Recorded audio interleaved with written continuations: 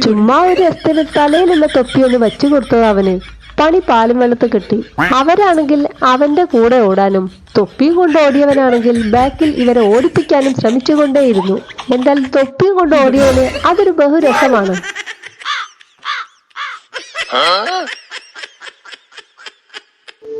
എന്തായാലും പട്ടിനോട് കളിക്കാൻ വന്ന എങ്ങനെ ഇരിക്കുമെന്ന് അവനങ്ങ് മനസ്സിലാക്കി കൊടുത്തു. ഇനി വേറൊരാളിതാ മരാമത്ത് പണി. കുടിക്കാൻ കൊടുത്ത വെള്ളമാണ്.